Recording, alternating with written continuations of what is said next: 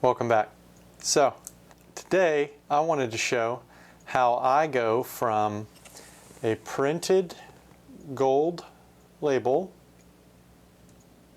to a applied gold label. And the cool thing is it changes based off the warmth of the light. So stay tuned. Testing, testing. Come in, Blue Leader.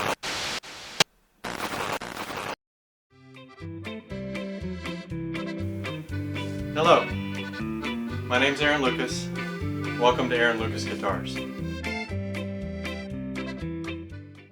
Hello, welcome back. So one thing that I had quite a time with when I first started looking into building guitars and trying to pay attention to all the details and all the little bits was labels. And you would think that the big supply companies, based off of extreme responsiveness to instruments and so on, would have some insight as to the paper that would be used. And I could never find anything. I couldn't find articles at all on making labels for acoustic guitars. So I just got a decent weight paper that would, I believe it was 24, 27 pound, and was heavy enough so that when you painted on a little bit of glue on the back, it did not bleed through the paper. And that is this label. This is a test label. Now I liked my label. I designed my label. It's to kind of simulate the vines and ferns that you would see growing in a swampland or forest. To break it up a little bit for imagery purposes, I said, ooh, well, I'll do a little bit of gold. That'll look nice. A friend of mine suggested to me that what if to make it pop a little bit, make the A pop a little bit, you did some gold leaf. So that has brought me to this. I got a printer and looked into the best way to do it. It's going to be a 3-step process. So let's get this stuff opened and go from there. All right, so opening up the embossing dies, brass, the different graphic foils, papers of different weights, inkjet printer, and the actual hot stamping machine. I'll get all this stuff set up and then can make a label. Cool.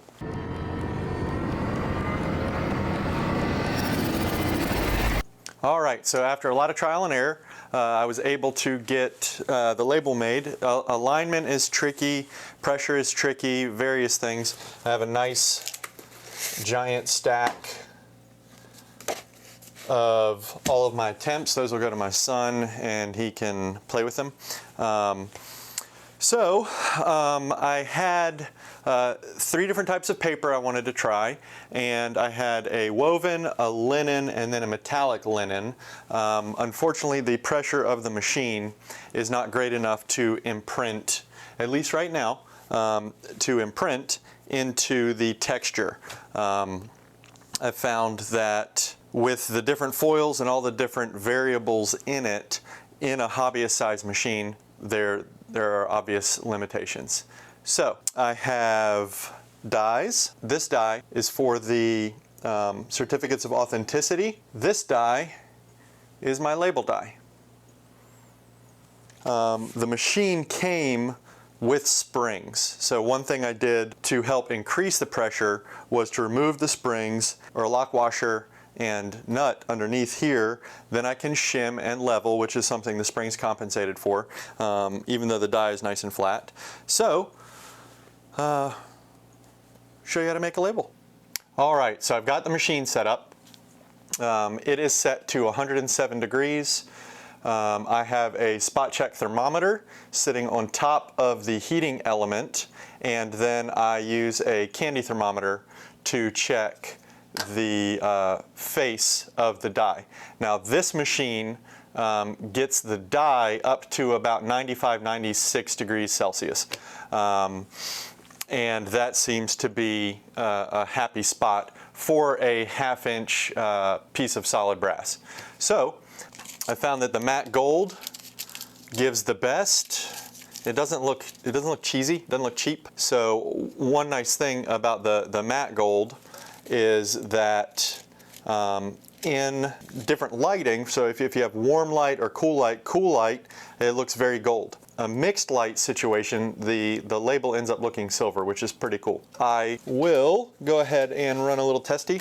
So here is my woven paper that I decided does the best, and get that in the jig.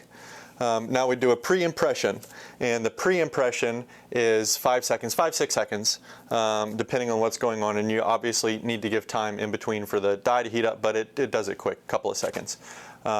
So go ahead and 1, 2, 3, 4, 5.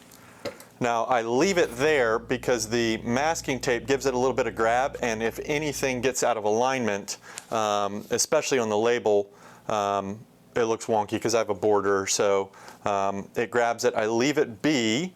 The 5-second contact is really under full pressure, and I have taken the springs off, and then with the lock washers and nuts, it gives me the ability to slightly tweak it a little bit, going in, checking the plate before I start building up my masking layers. So now, you can see the back. It's got this red powdered adhesive on it, and the red powdered adhesive will smear if you push down and slide across. I did a test to make sure it was up to temp, and it's close.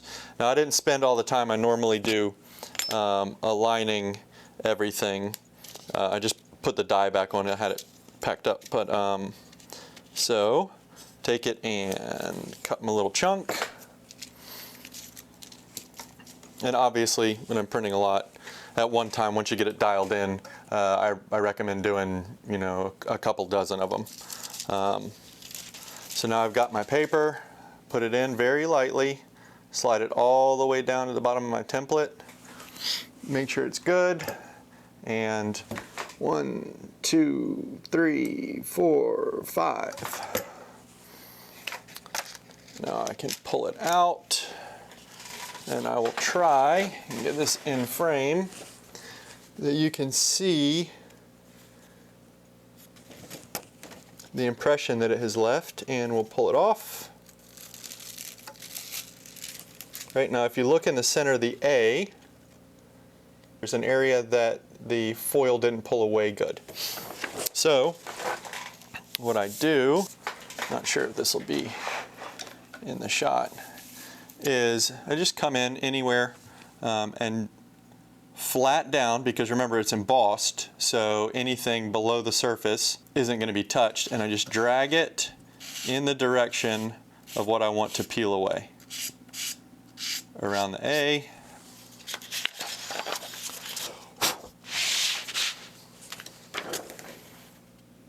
And there you go. It ends up looking fantastic. The difference of the old printed gold, and that was done on a laser jet. And one thing about the inkjet is that the inkjet gives a higher quality print. Laser did a bunch of printer research, and laser jet printers are for volume and black and so on, but art and graphics typically are done on inkjet. And so then there is the finished. I'll put a picture up. It's been a very fun learning process.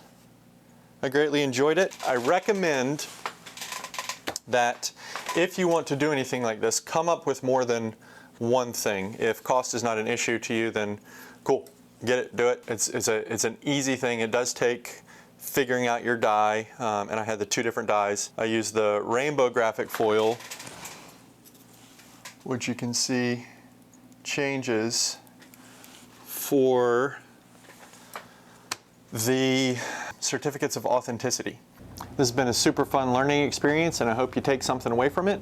Graphic foil is super cool, and please remember to like, subscribe, follow, all those goodies, and take care. Until next time.